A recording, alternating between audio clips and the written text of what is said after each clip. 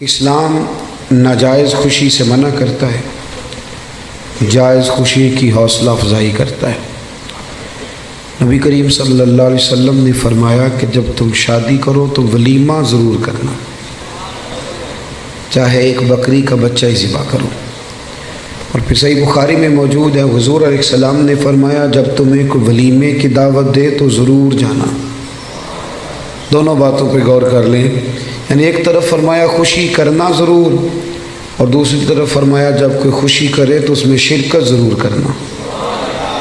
نبی کریم صلی اللہ تعالی علیہ وسلم کی گھر کے اندر جو بظاہر حالت تھی، جو حضور کا فقر اختیاری تھا، اس کا عالم یہ تھا کہ ایک مہینہ گھر میں چولہا نہیں جلتا تھا، کتنے کتنے ہفتے اور کتنے کتنے دن بیت جاتے تھے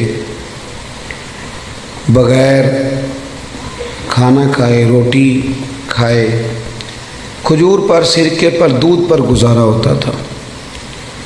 لیکن جب خوشی کا موقع آتا، مسرت کا موقع آتا، اللہ نے آپ کو نواسے دیے امام حسن اور حسین، تو مہینہ مہینہ چولہا نہیں جلتا تھا، پر جب نواسے تشریف لائے تو حضور نے ایک ایک بکرا نہیں، دو دو بکرے ذبح فرمائے، دو دو۔ آپ اس پہلو پر ضرور غور فرمائیے گا کہ دو بکرے عقیقے میں حضور نے ذبح فرمائے۔ جب خوشی کا موقع آئے گا تو پھر خوشی کا اظہار کیا جائے گا، پھر خوشی اور مسرت کے تذکرے کیے جائیں گے۔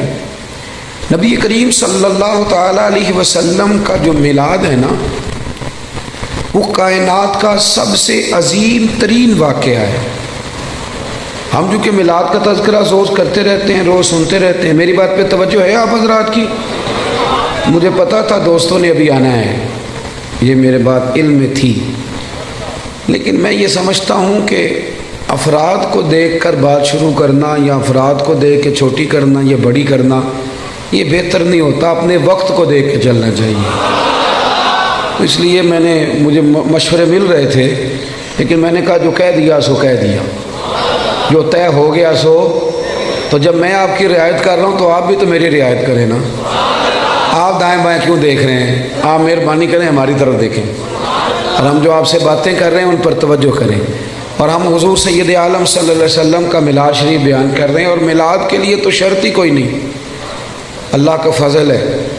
میلاد چونکہ ایمان کا تقاضا ہوتا ہے، تو میلاد بندے دیکھ کے نہیں بیان کرنا چاہیے۔ 5 ہوں تو تب بھی ذکر مدینے والے کا ہی ہے، اور 5000 ہوں تو پھر بھی تذکرہ اسی محبوب کامل کا ہے۔ تو آپ میری بات پہ توجہ کریں گے، میں آپ سے کچھ باتیں عرض کر رہا ہوں۔ ہم لوگ چونکہ روز میلاد کے تذکرے سنتے ہیں، کرتے ہیں، روز ہمارے پاس ہر سال ربیع الاول شریف تشریف لاتا ہے، ہم اس واقعے کو نا اس طرح نہیں لیتے جس طرح کہ یہ شان والا اور عظمت والا واقعہ ہے۔ جو لوگ مکہ شریف میں رہتے ہیں نا، بیت اللہ شریف ان کے پاس ہے، وہ زیادہ عمرے نہیں کرتے، وہ نہیں زیادہ طواف کرتے، ان کو پتہ ہے کہ یہ قریب ہی ہے ہمارے۔ جس کے پاس کوئی چیز آ جاتی ہے نا، وہ اس انداز میں قدر نہیں کرتا جو قدر جس کے پاس نہ آئی ہو وہ کرتا ہے۔ میلاد شریف کو اگر آپ نے غور سے دیکھنا ہو تو آپ حضرت آدم علیہ السلام کا وہ قول دیکھیں، جب آپ نے بیٹے حضرت شیش علیہ السلام سے کہا تھا بیٹے سارا کچھ بھول جانا، پر آخری نبی کریم علیہ السلام پر درود و سلام پڑھنا نہ بھولنا۔ آپ نے اگر میلاد کی، میری بات پہ توجہ کریں، میری طرف غور کریں، اگر بات کی قدر و منزلت دیکھنی ہے میلاد کی، تو آپ حضرت ابراہیم کی وہ دعا دیکھیں۔ ایک آدمی جب مزدوری کر لیتا ہے تو پھر وہ کہتا ہے کہ مجھے ملنی بھی چاہیے، اور اسلام کا قانون ہے کہ مزدور کا پسینہ خشک ہونے سے پہلے اسے اس کی مزدوری دے دی جائے گی۔ لیکن حضرت ابراہیم نے اپنے صاحبزادے سمیت بیت اللہ شریف تعمیر کیا، اور مزدوری کیا مانگی؟ ربنا وابعث فیہم رسولا، یا اللہ مجھے وہ شان والا رسول عطا کر دے۔ آپ اس شخص کی قدر کو ملاحظہ کرتے ہیں جو ہزاروں سال پہلے نبی پاک کے آنے کی دعائیں مانگ رہا ہے؟ آپ ذرا سوچیں کتنا لمبا انتظار ہے، کتنا لمبا انتظار ہے۔ اور کبھی اس طب اول کو دیکھیں جو محبوب کی ولادت سے کئی ہزار سال پہلے مدینے سے گزرا تھا، تو اسے کسی نے بتایا تھا کہ یہاں آخری محبوب آئیں گے، تو وہ عریضہ لکھ کے دے گیا تھا عریضہ کہ یہ رکھ لینا، اور اگر تمہاری زندگی میں نہ آئے تو پھر اپنی اگلی نسل کو دے دینا، وہ نہ آئے تو اگلی نسل میں دے دینا۔ وہ چلتے چلتے حضرت ابو ایوب انصاری تک پہنچا تھا۔ آپ اس آدمی کا انتظار تو ذرا دیکھیں، اس کا انتظار تو دیکھیں، اس نے میلاد کا کتنا عرصہ انتظار کیا ہوگا، اس کی آنکھوں میں کتنی روشنی ہوگی، کتنی کو تڑپ ہوگی، وہ کتنا ذوق رکھتا ہوگا۔ محبوب جناب ابو ایوب انصاری کے گھر آئے تو حضور نے مسکرا کے فرمایا ساری باتیں کر لی ہیں، وہ روکا تو مجھے دے دے، وہ روکا تو میرے حوالے کر دو، میرے نام لکھا گیا ہے۔ نبی کریم صلی اللہ علیہ وسلم نے ہر اس شخص کو، حضرت سلمان فارسی کہتے میں نے صدیوں کا سفر طے کیا، صدیوں کا۔ میرا آپ کا مسئلہ یہ ہے کہ ابا جی دادا جی گھر میں مسلمان تھے، میلاد گھر میں ملا ہے، اس لیے سارا دن بحث ہوتی ہے کہ کرنا چاہیے کہ نہیں کرنا چاہیے، منانا چاہیے کہ نہیں منانا چاہیے۔ میں تو اب اس پر دلائل نہیں دیتا، میں کہتا ہوں صدیاں گزر گئیں، بزرگ دلائل دیتے رہے، کتابیں لکھی گئی۔ اب ہم سے یہ نہ پوچھو کہ میلاد کرنا چاہیے کہ نہیں کرنا چاہیے، اب تو ہم سے یہ پوچھو کہ میلاد کی جھنڈیاں وضو کر کے لگانی چاہیے کہ بغیر وضو کے بھی لگ جائیں۔ اب ساری زندگی یہی اٹکے رہنا ہے کہ کرنا چاہیے کہ نہیں کرنا چاہیے۔ اب تو ہم سے پوچھو کہ میلاد کا لنگر وضو کر کے پکانا ہے کہ بغیر وضو کے بھی پک جاتا ہے۔ اب تو آگے بڑھنے کی کوئی بات کرو صاحب کہ یہی ساری زندگی ہم لوگوں نے اٹکے رہنا ہے۔ بھائی میلاد شریف ایک ذوق ہے، ایک بہت بڑا واقعہ ہے، بہت بڑا۔ نبی کریم صلی اللہ علیہ وسلم کی تشریف آور، آج بھی غریب بڑے مجبور ہیں، بڑے پریشان ہیں۔ اللہ نہ کرے ہم پر کوئی ایسا وقت آئے کہ جب ہم بے بس ہو جائیں، لیکن جب آدمی اپنے آپ کو بے بس پاتا ہے تو بڑی تکلیف میں ہوتا ہے۔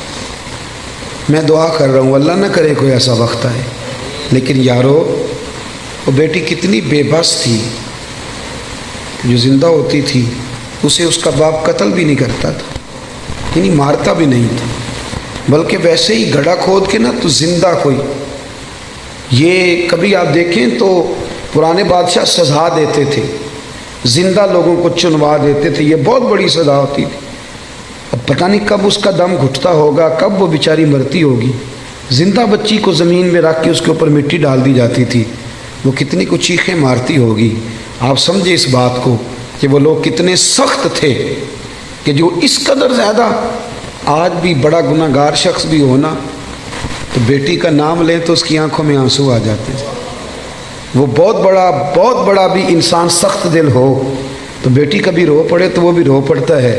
تو اسے پوچھو تو صحیح بیٹی سے کہ بیٹی معاملہ کیا ہے، تجھے تو زندہ دفن کیا جاتا تھا تو اب اتنا پیار کیوں ہے؟ تو وہ کہتی ہے پیار اس لیے ہے کہ اب مدینے والے کا میلاد ہو گیا ہے، اب حضور تشریف لے آئے۔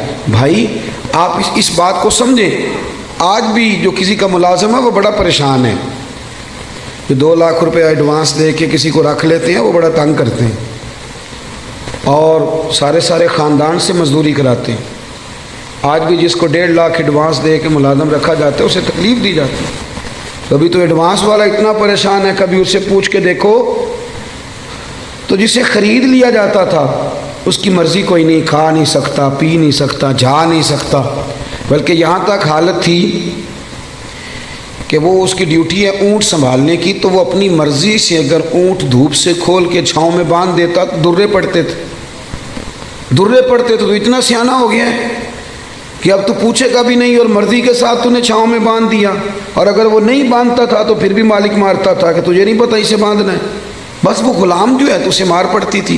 حضرت ابو ذر غفاری رضی اللہ تعالیٰ عنہ فرماتے میری لوگ مثالیں دیتے تھے، میں اپنے غلاموں کے حق میں بڑا سخت تھا، ناراض نہ ہونا، آج بھی لوگ بڑے سخت ہیں، بڑے۔ وہ جو ہمارے گھر میں برتن دھوتی ہے نا اس کو لوگ کام والی مائی کہتے ہیں، پڑھا لکھا آدمی کہتا ہے کام والی بی بی آئی ہے کہ نہیں، صفائی والی بی بی آئی ہے کہ نہیں، باتیں ایک ہی ہیں، لیکن اگر اسے پھپھی کہہ لیا جائے تو اس کی عزت بڑھ جائے گی، اگر اسے خالہ کہہ لیا جائے تو اس کی عزت، بات ایک ہی ہے۔ اگر بچوں کو تھوڑا سکھایا جائے اور وہ اس کو آنٹی کہہ کے پکار لیں تو اس میں کوئی فرق، لیکن ہمارا مزاج ہے نا تھوڑی چدراہٹ بیان کرنا۔ میرے گھر میں 6 ملازم ہیں، اللہ اکبر، یہ لفظ کہتے ہوئے دل نہیں ڈرتا، خوف نہیں آتا یہ بڑے دلیری سے لوگ جملے بولتے ہیں۔ حضرت ابو ایوب انصاری رضی اللہ، حضرت ابو ذر غفاری فرماتے میں غلاموں کے حق میں بڑا سخت تھا، لوگ میری مثالیں دیتے تھے، کہتے تھے پھر تیرا اپنے غلام سے کہتے تھے پھر تیرا وہی حال کریں جو ابو ذر غفاری کرتے ہیں اپنے غلام کا، بڑا مارتا تھا۔ کہتے میں کلمہ پڑھنے کے لیے حاضر ہوا نبی کریم کی بارگاہ میں، حضور نے بڑی نصیحتیں فرمائیں۔ جب میں حضرت زید بن ارقم کے گھر سے باہر نکلنے لگا نا، دار ارقم میں تھے حضور، تو محبوب نے آواز دی، فرمایا ایک بات رہ گئی یا رسول اللہ حکم کریں، تو فرمایا اپنے غلاموں کے ساتھ اچھا سلوک کرنا۔ آپ فرماتے ہیں گویا میری نبض پہ یاد رکھ دیا نبی پاک، میری نبض پہ میں نے فوراً عرض کی حضور کس طرح کا سلوک کروں؟ نبی پاک علیہ السلام نے سلوک بھی بتایا، فرمایا جس طرح کا خود کھانا اسی طرح کا انہیں کھلانا۔ یہ میلاد کی تعلیمات ہیں، ان کو ذرا سمجھ کے جائیے گا۔ جس طرح کا خود کھانا اسی طرح کا انہیں کھلانا، اور فرمایا جس طرح کا خود پینا اسی طرح کا انہیں پلانا، اور جس طرح کا خود پہننا اسی طرح کا انہیں پہنانا۔ یہ حضور کی تعلیمات ہیں ملازم کے حق میں۔ آج پڑھی لکھی سوسائٹی میں یہ ہوتا ہے سارا کچھ، جو بڑا شور کرتے ہیں لبرل لوگ کہ ہم جی بڑے بڑے حقوق بیان کرتے ہیں سوسائٹی میں، تو یہ کرتے ہو سارا کچھ کہ جس طرح کا خود کھانا اسی طرح کا انہیں بھی کھلانا، جس طرح کا خود پینا اسی طرح کا انہیں بھی پلانا۔ حضرت ابو ذر غفاری فرماتے ہیں میرے غلام بڑا ڈرتے تھے، پر میں حضور کی بات سن کے جب گھر گیا نا، تو آج میں نے اپنی اہلیہ سے کہا کھانا تم پکاؤ گی۔ انہوں نے کھانا پکایا تو میں نے خود دسترخوان پہ چنا، آدھے غلام ادھر بٹھا لیے آدھے ادھر بٹھا لیے، میں بیچ میں بیٹھ گیا۔ فرماتے ہوں میرے ساتھ جو غلام بیٹھا تھا وہ بوڑھا تھا، وہ لقمہ اٹھاتا تو ہاتھ کانپتے۔ میں نے انہیں کہا بابا ڈرتے کیوں ہو؟ تو کہنے لگا اب نہیں مجھ سے درے کھائے جاتے، میں بوڑھا ہو گیا ہوں۔ روٹی پہ بٹھا لیا، جو اصل بات ہے وہ بتائیے، ہمیں ڈر آتا ہے آپ سے۔ تو حضرت ابو ذر غفاری فرماتے میں کبھی نہیں رویا تھا، پر آج میں رو پڑا۔ میں نے کہا بابا اب تمہیں کوئی بھی نہیں مارے گا، اب تم پر کوئی درے نہیں برسائے گا، اب تمہارے سفید بالوں کی قدر ہوگی۔ وہ کہنے لگے اب کیا ہوا ہے؟ تو میں نے کہا میں مدینے والے رسول کا غلام بن گیا ہوں، اور حضور نے حکم دیا ہے غلاموں کے ساتھ اچھا سلوک کرنے کا۔ بھائی میلاد، آپ ذرا پس منظر میں جائیں، میلاد کو ذرا دیکھیں۔ میں نا اس سال ربیع الاول شریف پہ نا ہر محفل میں دوستوں کو ایک مشورہ دے رہا ہوں، آپ کو بھی دے دوں؟ جو چوپ ہے ان کی ہاں ہے کہ نہ ہے؟ اللہ جزائے خیر دے آپ کو۔ کچھ چوپ بھی بیٹھے ہوئے نا جی، جو بندے چوپ ہوتے ہیں وہ کبھی کبھی گھورتے بھی ہیں تھوڑا سا، تو بندہ پریشان بھی ہوتا ہے کہ اب یہ گھور رہا ہے، اللہ جانے کیا بات ہے۔ تو آپ تو خوش ہیں نا، خوش اس لیے ہونا چاہیے کہ میلاد شریف کا موقع ہے۔ نثار تیری چہل پہل پہ ہزاروں عید ربیع الاول، سوائے ابلیس کے جہاں میں سبھی تو خوشیاں منا۔ تو میرے عزیز آپ میری بات پہ توجہ، میں ایک مشورہ دے رہا ہوں دوستوں کو۔ میں کہتا ہوں کہ میلاد شریف نا ہمارے یہاں رسماً بھی منایا جانے لگا ہے۔ کچھ لوگ میلاد آتا ہے تو کچھ لوگوں کا سیزن آ جاتا ہے، ان کا سیزن ریٹ لگنے لگتے ہیں، باہر کی نہیں گونے لگتی ہے، ماحول شروع ہوتا ہے۔ کچھ چندے مانگنے والے ہیں وہ بھی چونکوں میں پلیٹیں لے کے کھڑے ہو جاتے ہیں۔ ایک طرف یہ دعویٰ کرتے ہو کہ ہم نبی پاک کے نام کا کھاتے ہیں، ہمارا سارا کچھ حضور کا صدقہ، اور میلاد کی باری آئے تو چندے مانگتے ہو۔ سارے سال میں ایک محفل تو اپنی جیب سے کرا لو، ایک ہی جیب سے کرا لو۔ چلو علامہ صاحب بھی ایک جیب سے کرا لیں، پیر صاحب بھی ایک جیب سے کرا لیں، کوئی ایک تو جیب سے کراؤ۔ ایک طرف کہتے ہو حضور کے نام کا کھاتے ہیں، دوسری طرف پلیٹیں لے کے کھڑے ہو چونکوں میں، یہ کیا معنی ہوا؟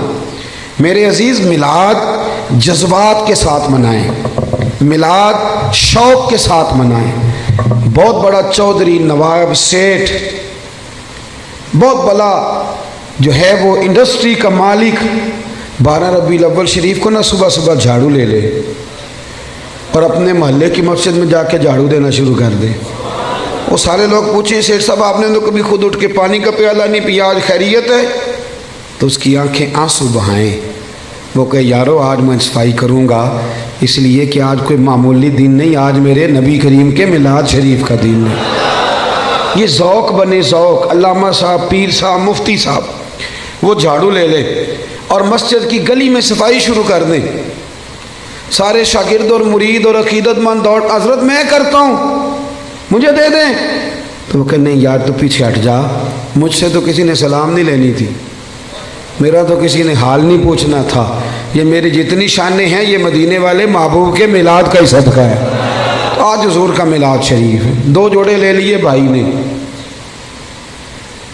ایک مٹھائی کا ڈبہ لے لیا اور 10 ربیع الاول کو اپنی بہن کے گھر چلا گیا، جا کے نا اسے مٹھائی کھلائی، 2 جوڑے کپڑوں کے دیے، تو ہمشیرہ بول پڑی، کہنے لگی بھائی تیرے پاس تو ٹائم ہی نہیں ہوتا، تو کیسے آ گیا ہے، تو کیسے آ گیا؟ تو بھائی کی آنکھیں چمک پڑی، وہ کہنے لگا بہن 2 دن بعد نا میرے نبی پاک کا میلاد شریف ہے، تو میں عید میلاد والی عید ہی دینے آیا ہوں۔ تو بہن رو پڑی، نے سارے محلے کو بتایا میرا بھائی اپنے نبی سے بڑا ہی پیار کرتا ہے، بڑا ہی۔ میلاد میں نا جذبات نہیں شامل ہوتے، اب بات رسمن رہ جاتی۔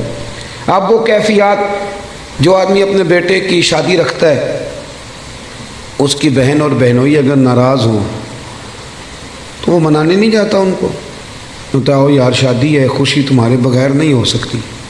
تو میلاد شریف کی جس نے خوشی کرنی ہے اس کے سارے رشتہ دار ناراض ہو تو اس نے خوشی کیسے منا لی؟ چاہیے تو یہ تھا نا کہ وہ میلاد شریف سے پہلے جاتا ناراض لوگوں کے گھروں میں اور جا کے کہتا ساری خوشیوں سے بڑی خوشی یہ آئی ہے، میں آپ سے معذرت کرنے آیا ہوں، آؤ سارے مل کے اکٹھے ہو کے نبی پاک کا میلاد منائیں۔ ہم اگر میلاد میں جذبات شامل کریں، ذوق شامل کریں، گہرائی میں اتر جائیں، گہرائی میں جائیں، اور پھر جتنی تعلیمات ہیں نبی پاک کے میلاد کی، جتنی تعلیم، دیکھو نا آج بھی جب میلاد کا اسٹیج سجتا ہے نا، جس نے 2 لاکھ روپیہ، 1 لاکھ روپیہ، 50,000 روپیہ تعاون کیا ہوتا ہے نا، وہ اسٹیج پہ بیٹھ جاتا ہے، چاہے وہ سارا سال مسجد نہ آیا ہو، اس نے جیب میں رکھی ہوتی ہے، سیاستدان نے، سیٹھ صاحب نے ٹوپی، تو وہ سفید ٹوپی نکالتا ہے، چونکہ اس نے 50,000 دیا تو آ جاتا ہے اسٹیج پہ، اور جن کے ہاتھوں میں نوٹوں کی دتیاں آتی ہیں وہ سارے فرنٹ سیٹ پہ بیٹھے ہوتے ہیں، اور پھر ان کے نام بھی نعت کا یاد کر لیتے ہیں، اللہ ماشاء اللہ، کہتے ہیں یہ حاجی بڑا عاشق رسول ہے۔ بھی عشق تو اندر کی بات ہے، تجھے کیسے پتہ چلا اس کے اندر ہے کہ نہیں؟ یہ تو تو کیسے گہرائی میں اتر گیا کہ حاجی عاشق رسول ہے، کہ یہاں عشق رسول کے لیے نوٹوں کی دتھی کا ہونا ضروری ہے؟ یہ مزاج بدلیں۔ سارا سال ہر اسٹیج پہ امیروں کا قبضہ رہتا ہے، اگر میلاد کے اور سیرت کے اسٹیج پر بھی امیروں کا قبضہ رہا تو غریب بیچارے کدھر گئے؟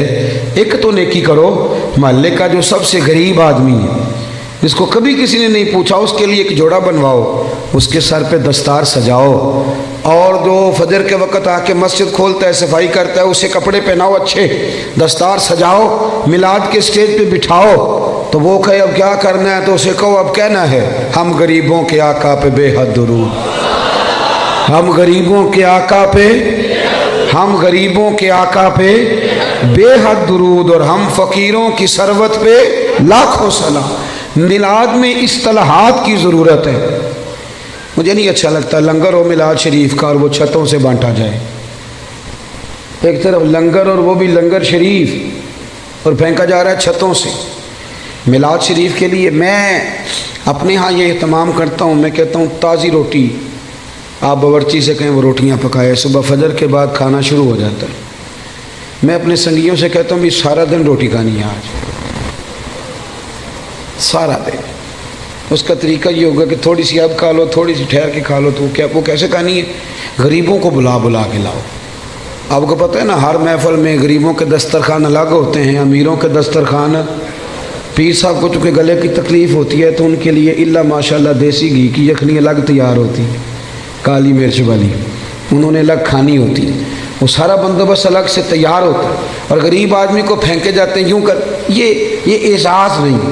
میری بات کی سمجھ آ رہی ہے؟ آپ مجھے بتائیں کہ آپ بیٹے کی شادی کریں تو شاپر پھینکیں گے، ڈبے پھینکیں گے، آپ چھتوں سے پھینکیں گے؟ آپ لوگ کہیں گے یہ کیا طریقہ ہے؟ آپ بٹھائیں لوگوں کو اور ان کے ساتھ خود بیٹھیں، سیٹھ صاحب، چودھری صاحب، علامہ صاحب، مفتی صاحب، پیر صاحب ویسے ہی غریب کے ساتھ بیٹھ جائیں گے نا تو روٹی آنے سے پہلے ہی آدھا پیٹ بھر جائے گا اس کا، وہ سمجھے گا مجھے عزت مل رہی ہے، مجھے وقار مل رہا ہے۔ میلاد کے موقع پر غریب کو بٹھال کے، اللہ کرے کہ ہم یہ خوشی منائیں کہ آج روٹی میں اپنے ہاتھوں سے کھلاؤں گا، آپ کھانے ڈال ڈال کھلائیں، ان کو کھلائیں، ان کی خدمت کریں، اظہار مسرت کریں، شوق پیدا کریں۔ سیاستہ میں روایت ہے، حضرت عتبان بن مالک رضی اللہ تعالیٰ عنہ نابینا صحابی تھے، میرے نبی کریم علیہ السلام کی خدمت عالی مرتبت میں حاضر ہوئے، عرض کی یا رسول اللہ صلی اللہ علیہ وسلم میرا دل کرتا ہے میرے گھر تشریف لائیں۔ صاحب نسیم الریاض نے ایک باب باندھا ہے شرح شفا شریف میں، وہ فرماتے ہیں کہ جب تک نبی کریم علیہ السلام کا شوق نہیں نہ پیدا ہوتا ساری عبادتیں پھیکی رہ جاتی۔ کیا چیز جی؟ شوق۔ نبی کریم علیہ السلام فرماتے ہیں، رب فرماتا ہے جو مجھ سے ملنے کا شوق رکھتا ہے نا، اللہ فرماتا ہے میں بھی اس سے ملنا چاہتا ہوں، اور جس کے دل میں کبھی خواہش نہ پیدا ہوئی کہ میں اپنے رب سے ملوں، رب بھی اس کی ملاقات کو پسند نہیں۔ یہ شوق یعنی حضور علیہ السلام کا شوق، محبوب کے لیے اہتمام، بندوبست، یہ ضروری ہے۔ حضرت عتبان بن مالک عرض کرنے لگے یا رسول اللہ کبھی میرے گھر آئیں، تو نبی رحمت سید عالم صلی اللہ علیہ وسلم نے فرمایا کل ظہر کے بعد آؤں گا۔ کتنے لوگ آئیں؟ عرض کی حضور ظہر کے نمازی سارے ہی آ جائیں۔ حضرت ابو ہریرہ رضی اللہ تعالیٰ عنہ فرماتے ہیں ظہر کے نمازی سارے پہنچ گئے۔ آپ نے مجھ سے ناراض نہیں ہونا، چونکہ آج آپ نے سننے کے بلایا ہے، تو جو میں سنا سکتا ہوں وہی سنانا ہے نا، میں نے جو مجھے آتا ہے وہی سنانا ہے نا آپ حضرات کو۔ میرا یہ دعویٰ ہے کہ نعرے سارے لوگ ہی لگاتے ہیں لیکن اپنے اپنے وقت پہ نعرے۔ حضرت ابو ہریرہ فرماتے ہیں کہ جب ہم ان کے گھر گئے تو وہ نعرے لگانے لگے، اور نعرے وہ پتہ کیا لگاتے تھے؟ کہتے تھے لوگوں ذرا جھانک کے تو دیکھو، دنیا میں جو سب سے زیادہ عزت والے ہیں وہ میرے مہمان بنے ہوئے ہیں۔ مجھے ایک سیٹ صاحب کہنے لگے رات محفل میلاد تھی، نعت خوانوں نے اور واعظین نے سونے نہیں دیا، تو آپ یہ نہ کریں غریبوں کو دے دیں۔ میں نے کہا سیٹ صاحب آپ گئے تھے محفل میں؟ کہنے لگے نہیں۔ تو میں نے کہا پہلے بھی تو وہاں غریب ہی کھانے جاتے ہیں، امیر کون سا ہوتا ہے ادھر؟ امیر تو جاتا ہے جب ایم پی اے جلسہ کرے تب، ادھر جب ایم این اے کا جلسہ ہوتا ہے تب جاتا ہے، تو وہاں تو پہلے بھی غریب ہی جاتے ہیں۔ تو اور نہ کسی غریب کو اگر کوئی رہ گیا تو وہ ہمیں دے دو، ہم اسے بھی کھلا دیتے ہیں، ورنہ میلاد کی محفلوں میں، اور میں صحیح کہہ رہا ہوں کہ نہیں؟ اور اس کی دلیل ہے ہمارے پاس، نبی پاک علیہ السلام نے فرمایا میرا دین غریبوں میں آیا غریبوں میں رہے گا، اور جب میں قیامت میں جنت میں جاؤں گا تو میرے آگے پیچھے دائیں بائیں غریب لوگ ہی ہوں گے۔ تو یہ تو طے شدہ بات ہے، تو آپ مزید کس غریب کی بات کر رہے ہیں وہ بتا دیں، آپ اس کو بھی شامل کر لیتے ہیں۔ دوست نعرے تو کوئی نہ کوئی اپنے اپنے وقت پہ لگاتا ہی ہے۔ یارو صبح الیکشن شروع ہو جائے تو جو آدمی بڑا سنجیدہ ہے نا، بڑا سیانا ہے، وہ اپنی گاڑی پہ جھنڈا بھی لگائے گا، اس پہ پوسٹر بھی لگائے گا، اپنی جیب سے فلیکسیں بھی بنوائے گا، فوٹو بھی لگائے گا، اپنے دروازے کے سامنے دفتر بھی کھولے گا، اور وہاں وہ کھانے کے بندوبست بھی کرے گا، اور جب ریلی نکالنی ہوگی تو ریلی بھی نکالے گا، نعرے لگانے ہوں گے تو نعرے بھی لگائے گا۔ وہ الگ بات ہے کہ الیکشن کے 6 ماہ کے بعد کہے گا اوہو بھول گیا ہو، غلط بندے کو ووٹ دے بیٹھا ہوں۔ لیکن نعرے سیٹھ صاحب بھی لگاتے ہیں، نعرے وکلاء بھی نہیں لگاتے؟ ہاں نہ تو کرے نا، نہیں لگاتے تو میں بتاتا ہوں لگاتے ہیں، سارے اپنے اپنے پروگراموں پہ نعرے لگاتے ہیں، لیکن 6 ماہ کے بعد کہتے ہیں غلطی ہو گئی، غلط آدمی کے نعرے لگا بیٹھے، اور یارو چھوڑو کب تک جھوٹوں کے نعرے لگاؤ گے، ہمارے ساتھ مل جاؤ، پہلے دن سے سچے نبی کے نعرے لگا رہے ہیں، ایک دن بھی سجدہ صاف نہیں کرنا پڑا، ایک دن بھی سجدہ صاحب نہیں، پہلے دن سے لگا رہے ہیں، اور اعلیٰ حضرت فرماتے ہیں حشر تک ڈالیں گے پیدائش مولا کی دھوم، مثل فارس نجد کے قلعے گراتے جائیں۔ او بھائی ادھر آ جائیں، سچے محبوب۔ حضرت ابو ہریرہ فرماتے ہیں انہوں نے نا شور کرنا شروع کیا، کہنے لگے لوگوں آؤ دیکھو جو سب سے زیادہ عزت والے ہیں وہ میرے مہمان بنے ہوئے۔ پھر انہوں نے کیا کیا؟ سارے محلے کی دعوت پکائی۔ نبی کریم علیہ السلام نے فرمایا ہمیں بلایا تو اب بتاؤ کرنا کیا ہے؟ تو عرض کرنے لگے یا رسول اللہ صلی اللہ علیہ وسلم میرے گھر کے کسی کونے میں 2 رکعتیں نماز پڑھ دیں، میں جب تک زندہ رہوں گا وہاں سجدے ہی ادا کرتا رہوں گا۔ صحابہ کرام کا جو وابستگی ہے نا ذات رسالت کے ساتھ، ہمارے ہاں ایک تو وہ طبقہ ہے جو بیچارہ ابھی تک ابحاث میں الجھا ہوا ہے، اور ایک ہم لوگ ہیں جو منانے والے ہیں۔ ہمارا وہ ذوق، وہ خوبصورتی، وہ حسن، وہ وارفتگی یارو دیکھو نا، ایک میں ہوں جو کہہ رہا ہوں میلاد کرنا چاہیے، اور ایک وہ شخص ہے جو ریڑھی لگاتا ہے، مزدوری کرتا ہے بیچارہ، اور روزانہ 100 روپیہ بچاتا ہے، پھر وہ بچا کے پیسے جمع کرتا ہے، پھر وہ سال کے بعد کسی نعت خواں کو، قاری کو، کسی خطیب کو دعوت دیتا ہے، پھر وہ دریاں بچھاتا ہے، پھر حسب توفیق وہ روٹی پکاتا ہے، پھر وہ لوگوں کو پیغام دیتا ہے، نہ اس کی فوٹو آتی ہے، نہ وہ اسٹیج پہ بیٹھتا ہے، نہ اس کا اشتہار پہ نام آتا ہے، لیکن ایک بات تو پکی ہے نا کہ اس نے غربتوں میں رہ کے جب ذکر رسول کی بزم سجائی ہے تو یہ تو دعویٰ ہے نا کہ اس کی روح کا رشتہ ہے مدینے والے رسول کے ساتھ، اس کی روح کا رشتہ ہے۔ ہمیں اپنی نسلوں کو، بچوں کو بتانا چاہیے، اور پھر پوری دنیا میں جب آپ میلاد مناتے ہیں تو پیغام امن جاتا ہے۔ پوری دنیا میں ایک دفعہ میلاد کی جلسے کو معمولی نہ سمجھے، میری طرف دیکھیں، جب آپ میلاد مناتے ہیں تو میری طرح کا بالکل چھوٹا آدمی بھی ہو تو یہ تو وہ بتاتا ہے نا کہ حضور کے آنے سے پہلے بیٹیاں ذبح ہوتی تھیں، یہ تو وہ بتاتا ہے نا غلام بکتے تھے، یہ تو بتاتا ہے نا کہ ماں باپ کی کوئی قدر ہے۔ یہ ہر جگہ ہوتا ہے کہ نہیں ہوتا؟ ہر میلاد میں، بلکہ کئی لوگ شکوہ بھی کرتے ہیں، لو جی ہر سال وہی بات چھیڑ دیتے ہیں، تو میں کہتا ہوں یہی تو بات ضروری ہے چھیڑنی۔ ہر آدمی یہ ہر سال یہ بات بتلاتا ہے نا کہ غلام بکتے تھے، ہر سال ہر آدمی یہ بات کرتا ہے کہ ماں باپ منڈیوں میں بیچے جاتے تھے۔ تو جب آپ ربیع الاول شریف میں میلاد مناتے ہیں نا تو نبی پاک کی تعلیمات نئے سرے سے پوری دنیا کے اندر پھیلتی ہیں، نئے سرے سے۔ اور میں نے دیکھا ہے، میں نے ملک سے باہر بھی دیکھا ہے کہ صرف ایک زبان میں نہیں، ہر زبان میں میلاد کے جب تذکرے چھڑتے ہیں ہر زبان میں، تو پوری دنیا میں یہ پیغام جاتا ہے کہ یہ 12 ربیع الاول کے جو ایام ہے یہ پیغام امن کے ایام، یہ پیغام محبت کے ایام۔ یہاں عورتوں کے حقوق کی بات ہوگی، یہاں جانوروں کے حقوق کی بات ہوگی، یہاں ماں باپ کے حقوق کا ذکر ہوگا، یہاں پڑوسی کے حقوق کا ذکر ہوگا، یہاں بیٹی کی بابت بتایا جائے گا۔ ایک بات اور آپ سے کرنی ہے، اس پر بھی آپ نے خاص توجہ کرنی ہے۔ انسان کچھ چیزیں ایسی ہوتی ہیں جو اس کی تقریر سے ثابت ہوتی ہیں، اور کچھ چیزیں ایسی ہوتی ہیں جو اس کے عمل سے ثابت۔ ہمارا زمانہ نہ تیز لوگوں کا زمانہ ہے، لوگ آگے بڑھ کے نہ اپنا بتانا چاہتے ہیں، اپنا بتانے سے بات نہیں بنتی، عمل کرنے سے بات بنتی۔ میں اپنے دوستوں کو اکثر مشورہ دیتا ہوں کہ کبھی کسی کو شیشے میں اتارنے کی کوشش نہ کرنا۔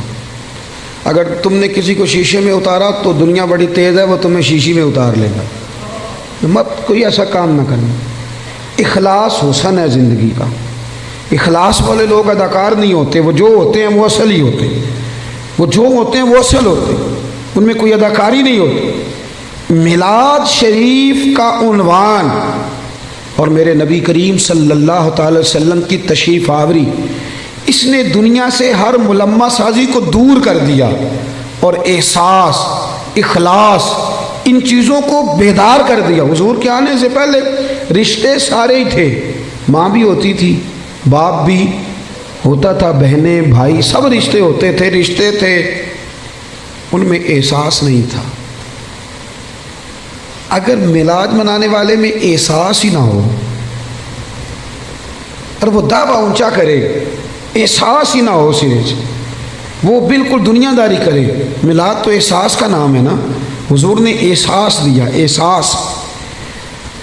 ہمارے یہاں کچھ رشتے ایسے ہوتے ہیں جن کا تذکرہ لوگ کرتے نہیں، شرماتے ہیں، جیسے میاں بیوی کا رشتہ ہے، اس انداز میں ماں باپ کے حقوق بیان کیے جاتے ہیں، اولاد کے کیے جاتے ہیں، پڑھو اس رشتے میں بہت سارے لوگ بات کرتے ہوئے جھجکتے ہیں، حالانکہ یہ وہ رشتہ ہے جسے اللہ نے اپنی نشانیوں میں سے نشانی قرار دیا۔ نبی کریم علیہ السلام نے اس رشتے کا اتنا احساس بیان کیا۔ حضرت عائشہ صدیقہ رضی اللہ تعالیٰ عنہ فرماتی ہیں حضور گھر میں نا اکثر اپنی پہلی زوجہ سیدہ خدیجہ الکبریٰ رضی اللہ تعالیٰ عنہ کا ذکر چھیڑ دیتے تھے، اکثر مجھے رشک آتا تھا، میں ناز کرتی تھی، کیا بات ہے خدیجہ کی کیسے مقدر ہے کہ ان کے وصال کو زمانہ بیت گیا اور حضور ذکر کرتے ہیں۔ کہتی ہیں میرا دل تھا کبھی حضور سے پوچھوں گی۔ ایک دن نہ نبی کریم علیہ السلام گوشت لائے اور مجھ سے فرمایا کہ آج تک گوشت پکاؤ۔ کہتے ہیں وہ گوشت میرے سامنے ہے، میں صاف کرنے لگی تو محبوب کریم علیہ السلام نے فرمایا ذرا شوربہ زیادہ کرنا۔ میں نے کہا یا رسول اللہ صلی اللہ علیہ وسلم کچھ مہمان آئیں گے، تو حضور فرمانے لگے نہیں، مجھے پتہ چلا ہے مدینے میں نا ختیجۃ الکبریٰ کی کچھ سہیلیاں آئی ہیں، تو تم شوربہ زیادہ پکانا، میں کچھ سالن انہیں بھی بھیجوں گا۔ میں کہہ رہا ہوں ذرا رشتے کے احساس کی شدت کو ملاحظہ کریں۔ وہ باتیں جو اکثر لوگ کرتے ہوئے جھجکتے ہیں کہ اب اس کی بھی شدت بیان کی جائے گی۔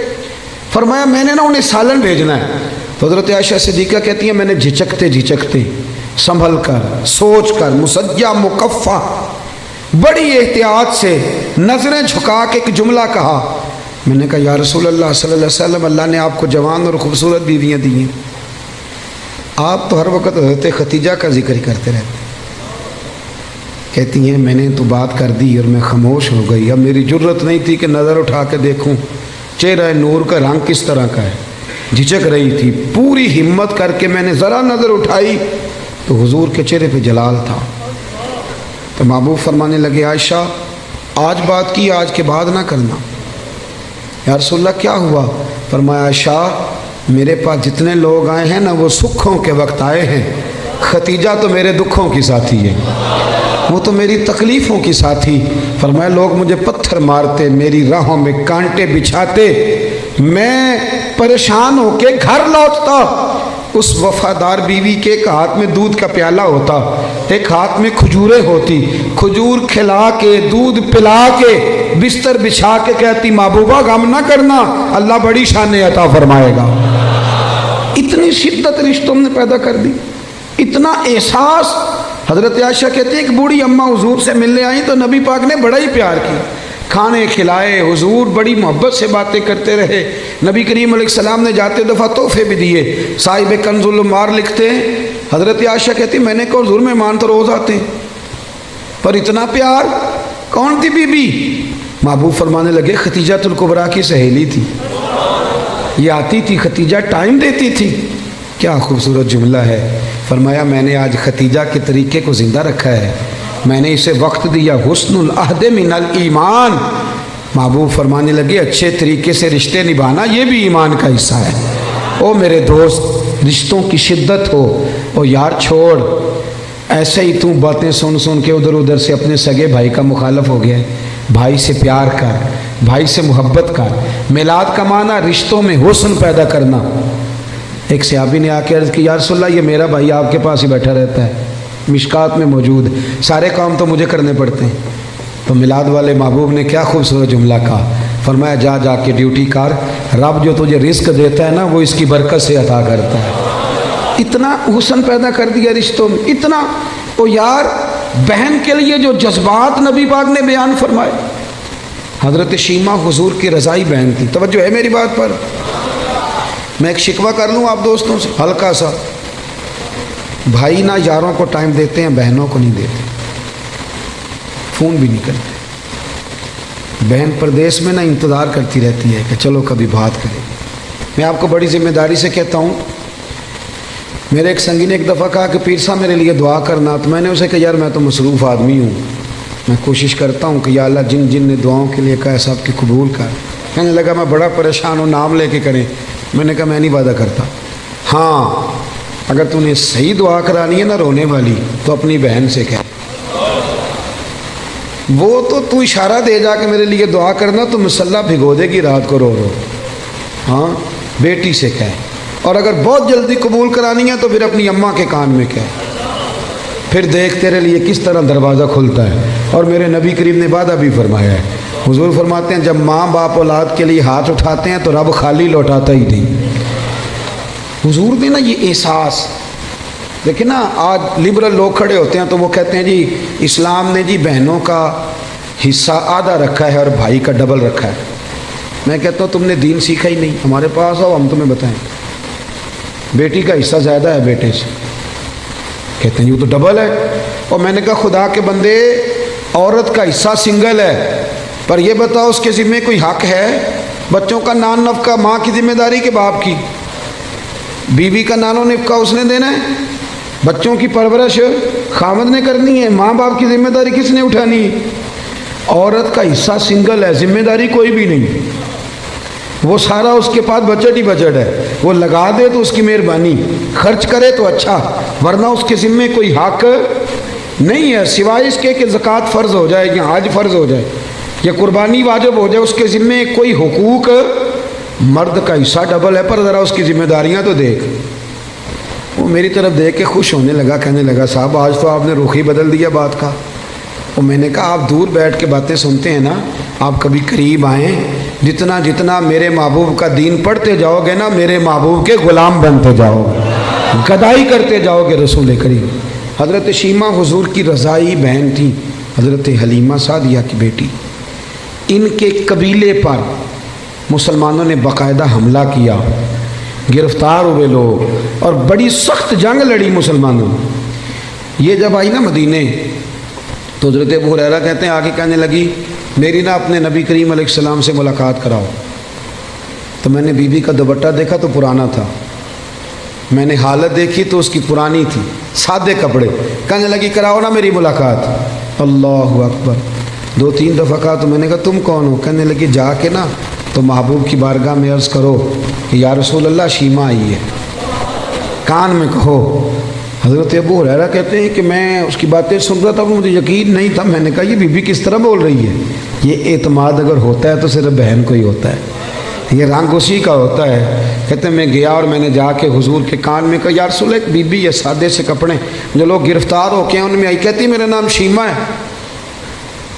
ابو ہریرہ کہتے ہیں محبوب نے تو دونوں مقدس آنکھیں کھول کے میری طرف دیکھا، فرمایا شیمہ یا رسول اللہ۔ ہاں۔ کہتے ہیں حضور اتنی تیزی سے اٹھے کہ چادر مبارک ممبر پہ رہ گئے۔ محبوب گھر لے گئے، کہا عائشہ کو بھی بلاؤ، فاطمہ کو بھی بلاؤ، سودا اور حفصہ کو بھی بلاؤ، میری ہمشیرہ آئی ہے۔ کھانے بننے لگے، خدمتیں ہونے لگی۔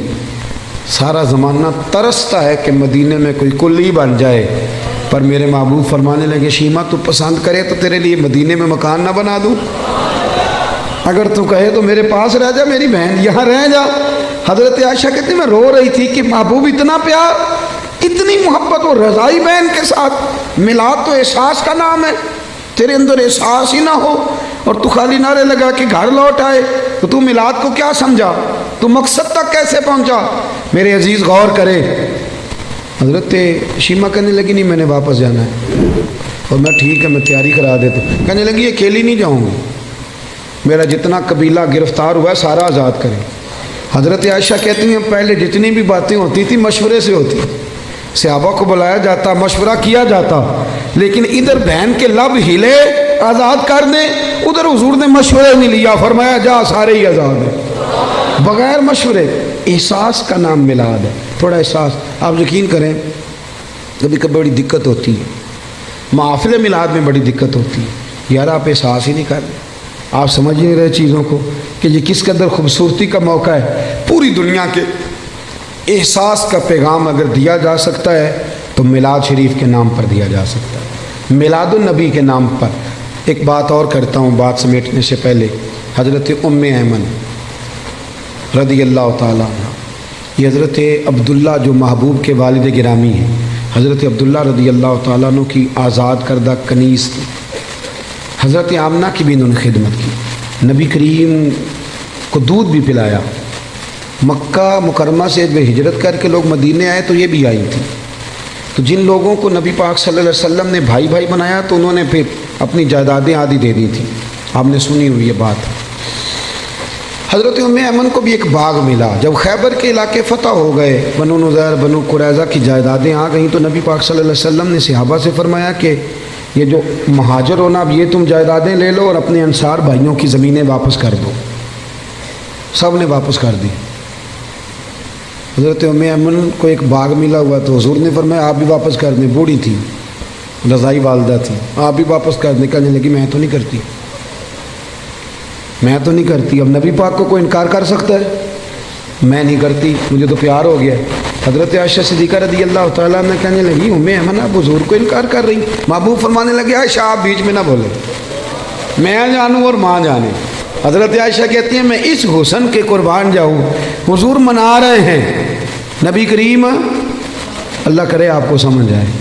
یہ جوان بچوں کو میری بات، کبھی کبھی اماں کو منایا کرو، اور یار کبھی کبھی والد سے کہا کرو کہ ابا جی بیٹھو موٹر سائیکل پہ، سردیوں کے کپڑے نہ لے کے آئے، کبھی کبھی اماں سے کہا کرو کہ اماں جی آج میرا دل کرتا ہے میری مرضی کا کھانا بناؤ، اور کھانا نہ میرے آنے تک دونوں مل کے کھائیں گے۔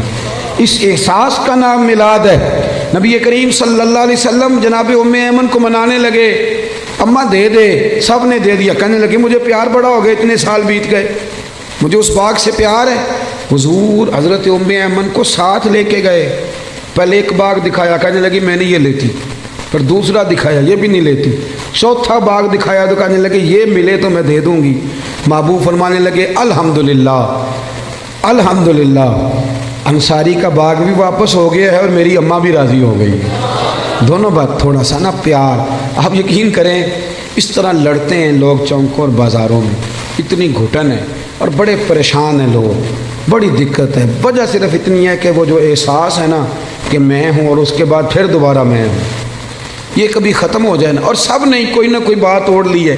میرے بھی ذہن میں آ گیا کہ میں پیر صاحب ہوں، میرے بھی تو مرید ہیں نا، میں بھی ایک ادارے کا صدر نشین ہوں، مجھے بھی ماننا چاہیے۔ اس سے تھوڑا نکل آئے، تھوڑا احساس پیدا کریں، عزت دینی شروع کر دیں۔ آپ یقین کریں معاشرے میں ہر بندہ باعزت ہو جائے گا۔ پیار کرنا شروع کر دیں، آپ یقین کریں معاشرے سے ساری نفرتیں ختم ہو جائیں۔ آپ ایک دوسرے کو خوشبو بانٹنی شروع کر دیں، یقین کریں ہر تعفن، ہر بیماری دور ہو جائے گی۔ ہمسائے کا دروازہ صاف کرنے کا ارادہ کر لو، اللہ کریم ہمارے گھروں کو بھی صفائی عطا کر دے گا۔ میں اپنے دوستوں سے کہا کرتا ہوں، ایک صاحب ایک دفعہ آئے، کہنے لگے بڑے علاج کرائے، بڑے تعویذ لیے، لیکن اللہ نے اولاد نہیں دی۔ تو میں نے کہا یار اگر نہیں نہ دی تو پھر اللہ کی حکمت ہے، بھائی کے بچے ہیں، بہن کے ہیں، کہنے لگے ہیں۔ تو میں نے کہا ان کو اپنے بچے سمجھ لو، وہ تو اپنے ہی بچے ہیں نا۔ احساس کی بات ہے نا، آپ احساس کر لیں۔ آپ یقین کریں ایک بزرگ تھے تو ان کے پوتے بیاہنے کے قابل ہو گئے تھے، تو بڑی فکر کرتے تھے گھر کی، تو ان کے بچے مجھے کہنے لگے ابا جی فکر سے بیمار ہیں، انہیں سمجھائیں۔ تو میں نے کہا بابا جی آپ چھوڑ کیوں نہیں دیتے؟ کہنے لگے بچپن سے ہی فکر والا ہوں، ماں باپ کی بڑی کی ہے، بہن بھائیوں کی بھی بڑی کی ہے، اولاد کی بھی بڑی کی ہے، جب تک زندہ ہوں فکر ہی کرتا رہوں۔ میرا دل کرتا ہے میری زندگی میں پوتے پوتیاں بھی اپنے اپنے گھر والے ہو جائیں۔ تو اگر تو احساس ہو گیا تو پھر تو بڑی بات ہے، نہ ہوا تو نہ ہوا۔ اپنی زندگی میں شعور لائیں۔ اگر ہم تھوڑا تھوڑا کر کے میلاد کو اس کے حسن کے ساتھ سجانے لگے، پیار کرنے لگے، اور کم از کم یہ سارے دن ہی ہمارے درود و سلام میں گزر جائیں، یہ سارے دن۔ اور اگر 12 ربیع الاول شریف کو بھی کسی نے 5 نمازیں نہ پڑھی تو پھر شکوہ کرنے والا شکوہ تو کرے گا نا، اور صحیح کرے گا کہ وہ نماز جس کے بارے میں نبی پاک نے فرمایا نماز پڑھو گے تو میری آنکھیں ٹھنڈی ہو جائیں گی۔ تو میں نماز پڑھ کے بھی تو انسان نبی کریم کو راضی کرتا ہے نا۔ بہت ساری چیزوں کو آپ حدود میں لائیں۔ آپ کے شہر کا مجھے نہیں پتہ، میں نے اپنے شہر میں دوستوں سے ہاتھ باندھ کی گزارش کی ہے، ہاتھ باندھ، باقاعدہ ہاتھ باندھ کے میں نے کہا تھا مہربانی کرو عورتوں کو ماڈل دیکھنے نہ لانا، ہم پہ رحم کھاؤ۔ یہ کون سا میلاد ہے کہ آپ بیویوں کو موٹر سائیکل پہ بٹھائیں اور بے پردگی کرے راتوں؟ یہ کون سا میلاد شریف؟ مہربانی کرنا۔ اور کسی اگر میلاد میں کوئی غیر شرعی حرکت ہوتی ہے تو یاد رکھنا وہ میلاد سے حضور راضی نہیں ہوں گے، بلکہ نبی کریم علیہ السلام کی گریبان تھامیں گے اور سوال کریں گے کہ میرے نام پر یہ دھما چوکڑی، اتنا بڑا ظلم، مہربانی فرمائیں۔ بالکل دائرہ شریعت کے اندر، بالکل۔ اور میلاد میں وہی کام کریں جو ہمارے بزرگوں نے ہمیں دیے ہیں۔ سب سے پہلے تلاوت ہوتی ہے، اس کے بعد نعت شریف کے بعد بیان، اور بیان کے بعد سلام، اور سلام کے بعد، اور آپ کسی کے سامنے یہ والا میلاد پیش کریں گے تو میں ذمہ داری سے کہہ رہا ہوں کہ اس میں سے کوئی چیز ایسی نہیں جس پہ کوئی ناجائز کہہ سکے۔ نہ قرآن پڑھنا ناجائز ہے، نہ نعت پڑھنا، نہ تقریر کرنا ناجائز ہے، نہ محبوب پہ درود و سلام بھیجنا، کوئی ایسی چیز نہیں۔ لیکن بہت اندر رہ کے، اور وہ جو لوگ سیاستدانوں کے نعرے لگاتے ہیں اور سیٹھوں کے جلسوں میں جاتے ہیں، ان سے بھی میری گزارش ہے کہ اگر وہاں کے لیے وقت نکل سکتا ہے تو پھر مہربانی کرنا میلاد کے جلوس میں بھی سب سے اول صفوں میں نظر آنا، اول صفوں میں نظر آنا، اور میلاد کی محفلوں میں بھی ذرا آگے آگے دکھائی دینا۔ دعا کرتا ہوں جو میں کہہ سکا اللہ قبول فرما لے، جہاں ہم بھول گئے اللہ ہم سے درگزر فرمائے۔ اللہم صلی علی سیدنا و مولانا محمد معدن الجود والکرم وعلیہ وبارک وسلم۔ اللہ ہمارا حاضر ہونا قبول فرما، دین کے کاموں میں اخلاص عطا فرما، ریاکاری، بناوٹ، تسنع، ذاتی شہرت، ذاتی مفادات سے محفوظ فرما، ہمارے گناہ معاف فرما، ہماری غلطیوں سے درگزر فرما۔ اللہ نفع والا علم عطا فرما، اخلاص والا عمل نصیب فرما۔ محبوب کے میلاد کا صدقہ امت مسلمہ کے حق میں رحمت والے فیصلے فرما۔ 80 لاکھ کشمیری ظلم کی چکی میں پس رہے ہیں، مالک ان کی مدد فرما۔ سالوں بیت گئے پر برما کے مجبور ابھی بھی خیموں میں رہتے، اللہ ان کی مدد فرما۔ فلسطین کا لوگ ذکر کرنا ہی چھوڑ گئے، اللہ ان بیٹیوں پہ رحم فرما۔ عراق پہ، افغانستان، لیبیا پہ روز بم برستے، اللہ محبوب کریم کی تشریف آوری کا صدقہ امت کے حال پہ رحم فرما۔ پاکستان کو استحکام عطا فرما، نبی کریم علیہ السلام کی شریعت کا یہاں نفاذ فرما، نظام مصطفیٰ علیہ السلام کی ٹھنڈا سویرا ہمیں عطا فرما۔ میرے جن دوستوں نے یہ خوبصورت بندوبست کیا ہے، اللہ ان کی دنیا بھی سنوار دے، آخرت بھی سنوار دے، اللہ ان کے حال پہ رحم فرما دے، ہر پریشانی اور آزمائش سے بچا۔ کتنی تعداد میں دور و نزدیک سے احباب تشریف لائے، اللہ تیرے لیے، تیرے محبوب کے لیے بیٹھے، ہمارا بیٹھنا مقبول فرما۔ بیماروں کو شفا دے دے، مقروضوں کو قرضوں سے رہا کر دے، جو تنگ دست ہیں انہیں وسعت رزق دے دے۔ اللہ یہاں جتنے لوگ بیٹھیں، جس کے دل میں جائز آرزو ہے اپنے فضل سے پوری فرما دے۔ رب اغفر وارحم وانت خیر الراحمین۔ اللہ بالخصوص دعا کرتے ہیں ٹرین کے حادثے میں جو لوگ زخمی ہیں انہیں شفا دے دے، اللہ جن کے پیارے بچھڑ گئے انہیں صبر اور حوصلہ دے دے، ہمیں زمینی اور آسمانی آفات و بلیات سے محفوظ فرما۔ رب اغفر وارحم وانت خیر الراحمین، وصلی اللہ تعالی علی حبیبہ سیدنا و مولانا محمد۔ السلام علیکم۔